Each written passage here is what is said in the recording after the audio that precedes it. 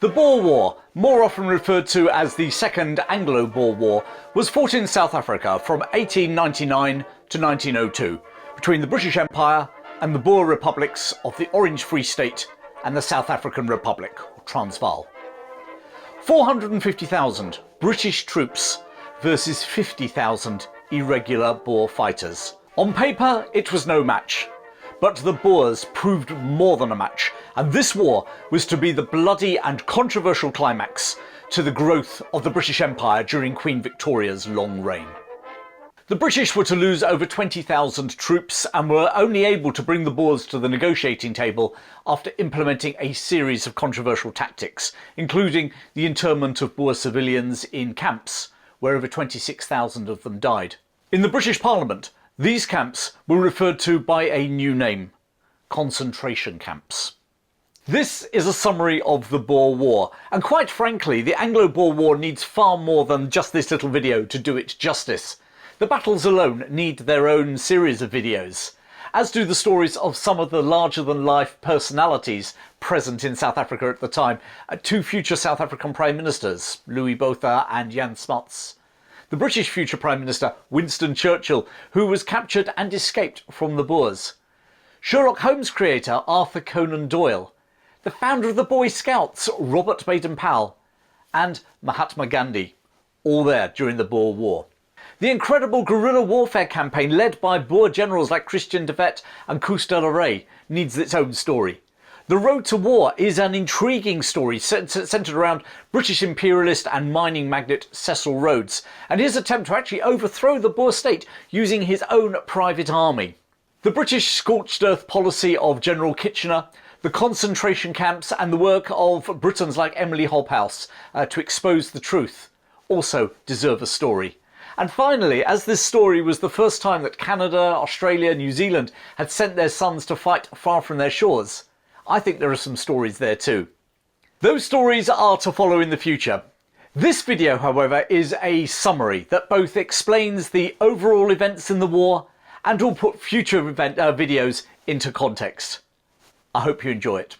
South Africa in 1899 was divided between the British colonies of the Cape and Natal and the Boer republics of Orange Free State and Transvaal, also called the South African Republic. The closing years of Queen Victoria's reign at the end of the 19th century saw Britain wanting to consolidate South Africa into one British-ruled country for a variety of reasons which we can't go into today. The Boers, descendants of Dutch and French Huguenot and German settlers, had no desire to be dominated by Britain. Relations between the British Empire and the two independent Boer republics had long been acrimonious. Back in the 1830s, matters came to a head when the British abolished slavery in the British Empire, including the Cape. And the Boers who were living in the Cape simply loaded up their wagons and trekked into the African interior, carving out their own two independent republics. The British had briefly occupied the two Boer republics in the late 1870s, only for the Boers to defeat them in a war of independence, often called the First Boer War. And since those days, a massive goldfield had been discovered at the Witwatersrand in the Transvaal. Suddenly, fortune hunters were flocking to the gold city of Johannesburg, the majority of whom were British. As they settled and paid local taxes, they demanded to have a say in the running of the country. And this alarmed the President of the South African Republic, Paul Kruger. Now in his 70s, Kruger had actually taken part in that great trek in the 1830s. He was a deeply religious and conservative and proud Afrikaner. He realised that giving the vote to these Uitlanders, or the outsiders, could lead to the Boers losing control of their own country. And an elected Uitlander government was likely to align, if indeed not seek to join, the British Empire. Which of course was certainly what the British imperialists wanted, especially with all those gold reserves in the country. Kruger refused to give them the franchise, much to the irritation of imperialist and mining magnate Cecil Rhodes, who attempted to overthrow Kruger in a botched rising in 1896 called the Jameson Raid. The Jameson Raid merely made Kruger even more hawkish in his approach to the Uitlanders in general and the British Empire in particular. By 1899, with attempts at conciliation failing at the Bloemfontein Conference, both sides began to sabre-rattle. The British High Commissioner in South Africa, Imperialist Lord Milner, told London that he feared the Boers were likely to launch a preemptive attack into British colonies of the Natal and Cape, and to encourage local Afrikaner populations in those colonies to rise in support. In short, Milner cried, Britain could be kicked out of South Africa. The British government announced that they would send 10,000 troops to the Cape and to Natal. In the Transvaal capital of Pretoria, Kruger interpreted this as an attempt by the British to invade his country and the neighbouring Orange Free State.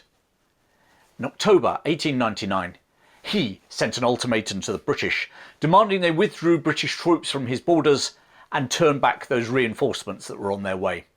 In London, those in government still seeking a compromise were dismayed by Kruger's ultimatum. However, imperialist hawks, chiefly Colonial Secretary Joseph Chamberlain, were overjoyed. They could now have a war and defeat the Boers whilst acting as victims of Boer aggression. But the overall feeling in London was more of, quite frankly, of amusement. Just how were a group of farmers going to take on the might of Queen Victoria's empire, the biggest empire the world had ever seen? Quite frankly, the Boer ultimatum was a joke, as events were to prove. The Boers were no joke, and the laugh for the rest of the world would be on the British Empire. The ultimatum expired on the 11th of October 1899, and in the early hours of the following morning, Boer troops crossed the borders into the British colonies. Younger, hawkish Boer commanders like Louis Botha and Jan Smuts advocated heading straight towards Durban in Natal to prevent British troops at landing, and also into the Cape to raise their fellow Afrikaners into a mass war of independence. Their ambitious plans were ignored by the senior Boer leadership. In Natal, the 68-year-old General Piet Joubert, victor over the British in the previous war, preferred to surround the British forces at Ladysmith and settle into a lengthy siege. Over in the Cape Colony, Boer General Piet Cronje adopted a similar tactic, laying siege to the towns of Mafeking and the diamond-producing town of Kimberley. In response to the invasion, the British sent a whole army corps, 50,000 strong, from Britain, under the command of veteran General Sir Reeves Buller. British confidence and optimism was massively high.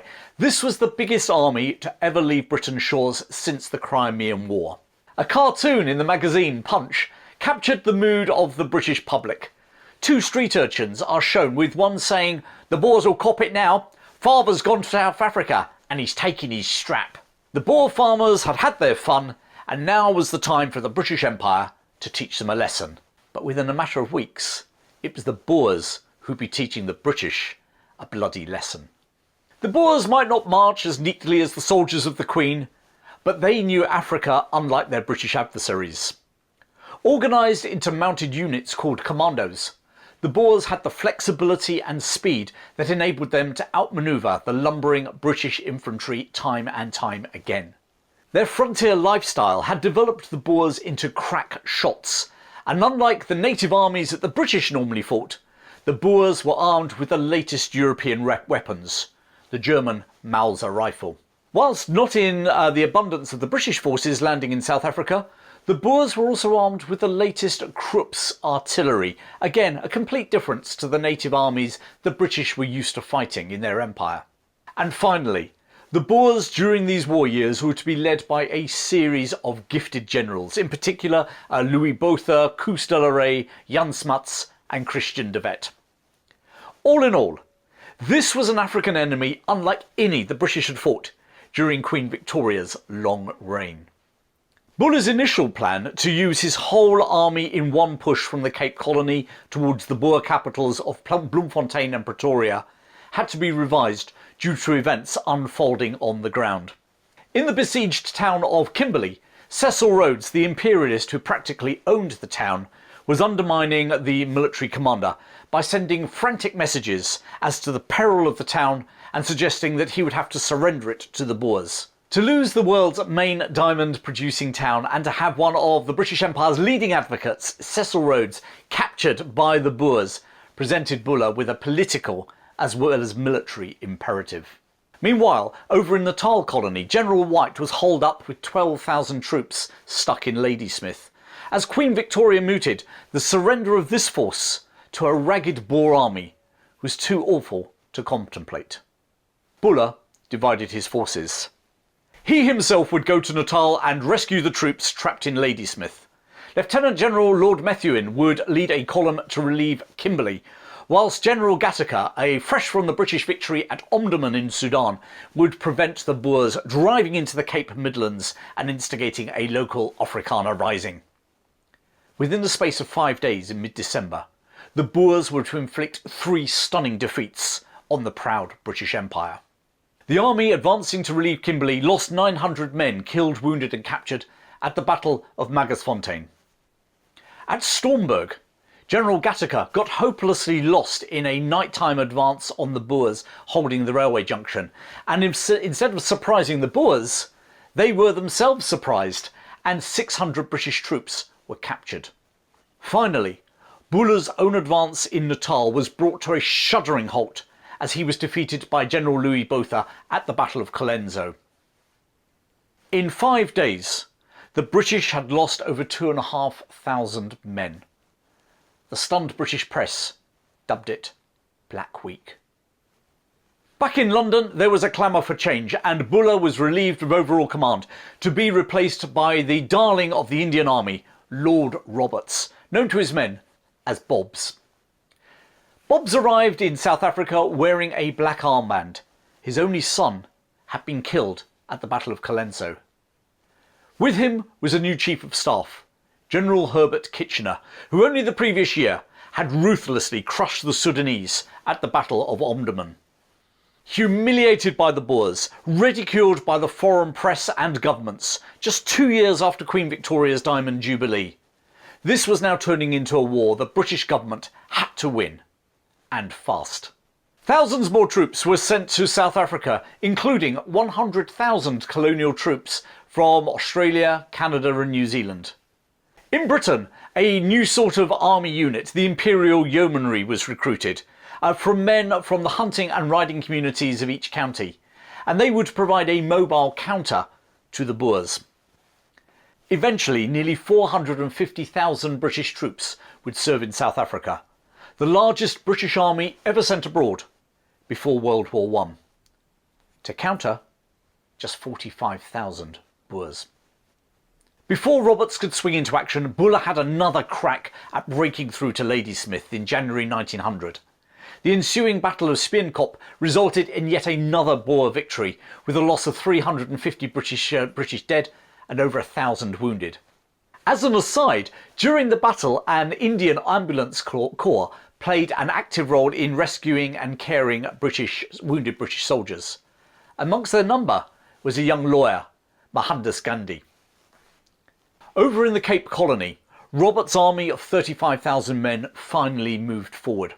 A cavalry division under Major General John French outflanked the Boers and entered Kimberley on the 15th of February, only to find that the situation was nowhere near as dire as Rhodes had been claiming. Later that month, the British gained their first significant military success, forcing the surrender of General Cronje and over 4,000 of his troops at the Battle of Paardeberg.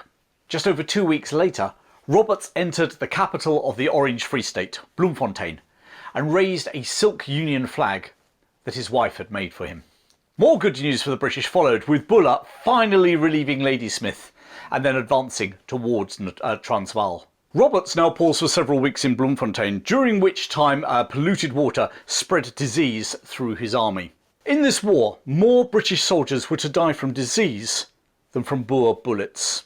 On the 17th of May, Mafeking was finally relieved after a siege of 215 days, the longest siege of the war. The British public had followed the reports from the garrison commander, Robert Baden-Powell, with an insatiable hunger that had turned this quiet, if somewhat of a showman, officer into a national hero. Unlike the shrill calls from Rhodes in Kimberley, Baden-Powell's reports had an air of indifference and supreme confidence that the Victorian public expected from their military leaders. The public back in Britain loved him.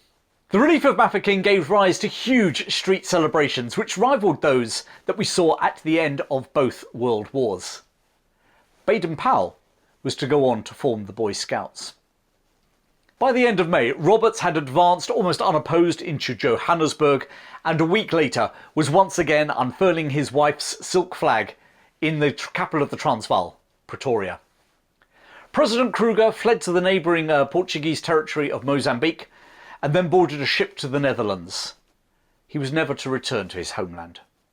With the war seemingly over, Roberts returned to Britain to a hero's welcome. On the back of this imperial victory, the Conservative government under Lord Salisbury called a general election, dubbed the Khaki election, which they won with a large majority. Back in South Africa, Kitchener had been left to mop up the remaining Boer Commandos and sort out the peace. But there was to be no peace. The Boer army of over 25,000 was still in the field and showed no signs of giving up the fight. They simply adopted a new tactic: guerrilla warfare. The idea of guerrilla warfare was not actually new. The term itself had been coined in Spain during the Napoleonic Wars. But never before was it to be waged on such a scale or with such ferocity that the Boers unleashed against the British in South Africa. Before the year was out, the Boers were confident and organised enough to attack a British force of 1,200 under General Clements, and in the ensuing battle, the British came within a whisker of yet another disaster. Commandos under Judge Hertzog and the irrepressible Christian de Wet had bypassed the occupying British army, crossed the Orange River into the Cape Colony, hoping to foment a rebellion. If the British back in 1899 had been unprepared to fight a well-armed army, they were now equally unprepared for this mobile hit-and-run style of warfare against an enemy who knew the land better than they did. Botha famously didn't bother using maps, and could gain supplies and intelligence from their families and supporters, not just in the old Boer republics, but in the Cape too. Kitchener decided to conduct a scorched earth policy to defeat these determined and unyielding Boers. The areas of Boer activity were divided into massive squares, crisscrossed with barbed wire and lined with 8,000 garrisoned blockhouses. Mounted troops would then sweep a square, rather like a game hunt, driving the Boers ahead of them, either into the barbed wire or into waiting British troops. Tactically, the sweeps were a modest success, netting about 1,000 Boer prisoners a month. But with 25,000 Boers at large, Kitchener's policy could take months, if not years, to succeed. And despite their general election victory, Lord Salisbury's government in England did not have the luxury of that time, let alone the cost to fund a never-ending guerrilla war. Income tax had already had to be raised, and the jingoism of those crowds who had cheered the relief of Mafeking just a few months before was already starting to wear thin. Kitchener decided to turn the screws. The Boer Commandos relied on sympathising farms for their supplies. The victor of Omdurman decided to deny them those supplies. The British systematically destroyed Boer farms, burning the houses, burning the crops, killing the livestock, leaving the commandos' families, the elderly, the women, their children, homeless on the African veldt. It was now that the most controversial decision of all was taken. The homeless Boer civilians were interned in refugee-cum-prison camps, and that concentration of Boer civilians in those camps gave them a sinister new name: concentration camps. Rations were meagre and medical facilities sparse, to say the least. The military administration of these camps were indifferent to the plight of the Boer civilians. And as the numbers of internees swelled, the sanitary systems in those camps were swiftly overwhelmed. Typhoid, dysentery and measles, especially amongst children, broke out. The humanitarian disaster was brought to international attention by British Quaker and anti-war protester Emily Hobhouse. The rumours coming out of the camps inspired her to travel to South Africa to see them firsthand, and what she witnessed was worse than anything she could have prepared herself for. By October 1901, the camps housed 111,000 Boer civilians, and that month alone, 3,100 of them died, which was an annualised death rate of 34%. For the record, actually, there were also a reported 44,000 blacks in concentration camps, and their death rates that October were about 700. The British Parliament was scandalised and the government embarrassed on the international stage. Running of the camps was removed from Kitchener and handed over to civil servants reporting into Lord Milner in Cape Town. By the end of the war, Milner had reduced the annualised death rate from 34% to 2%, which was actually less than the death rate that was prevailing in Glasgow at that time. But the damage had been done. What moral authority Britain had in this war, and in the eyes of certainly the French and German press there never was very much, was lost. Public support in Britain and elsewhere in the Empire started to ebb away, particularly in Australia, where this callous treatment of civilians was compounded by the execution of two officers, Peter Handcock and Harry Breaker Morant, for killing Boer prisoners in cold blood, but without any reference to the Australian government. The government now ordered Kitchener to stop sending families to the camps, although not to desist in the scorched earth policy.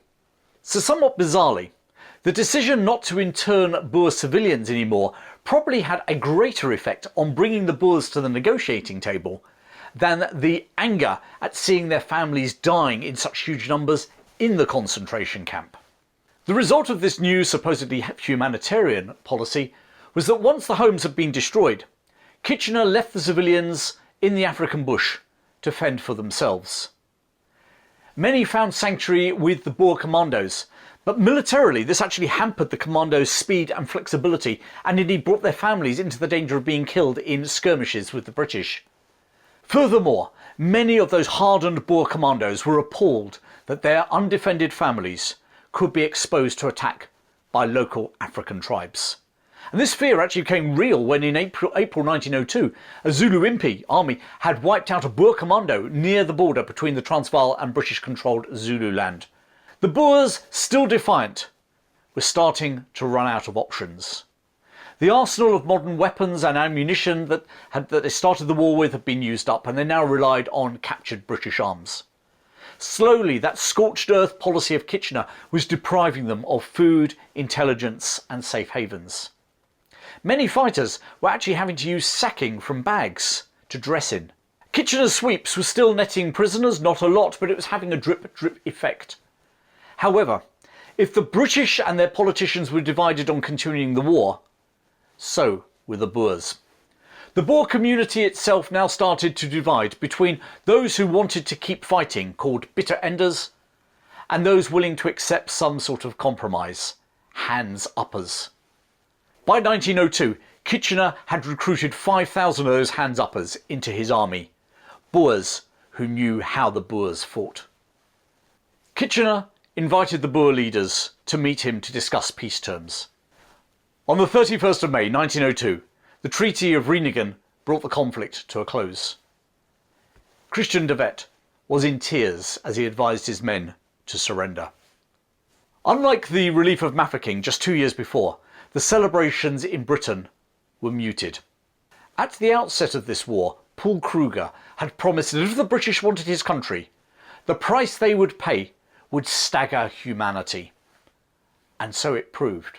The British had lost just under 8,000 men killed in action, nearly 3 times as many as were killed in action in the Crimean War, and a further 14,000 dead from disease.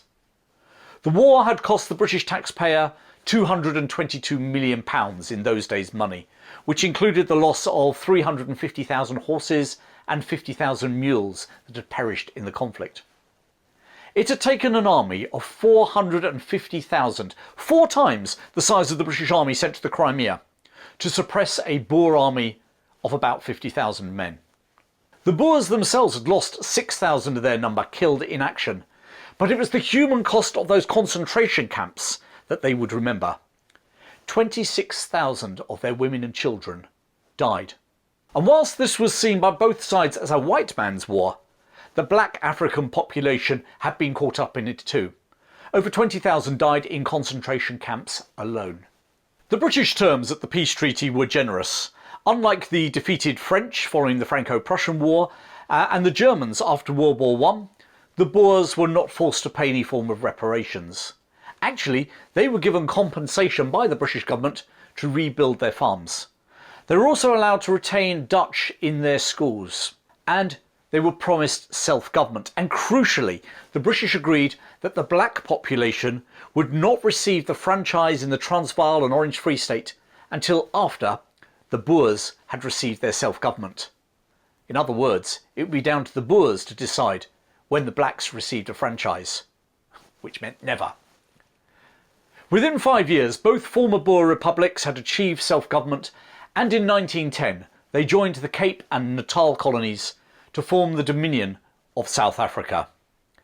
The first Prime Minister of this new country was the former Boer General Louis Botha, and he was succeeded by another former commando leader, Jan Smuts. The Boers would never forget the concentration camps and what happened to their families. As David Lloyd George had rightly declared in the British House of Commons, a barrier of dead children's bodies will rise up between the British and Boer races in South Africa. That resentment would foster the rise of the National Party, and when they came to power in 1948, leaving the British Commonwealth and the establishment of apartheid. Britain had won the Boer War, but ultimately they lost the peace. And the events of the past continue to influence the world we live in today. Thanks for watching. I hope you enjoyed this story, and I hope to see you very soon.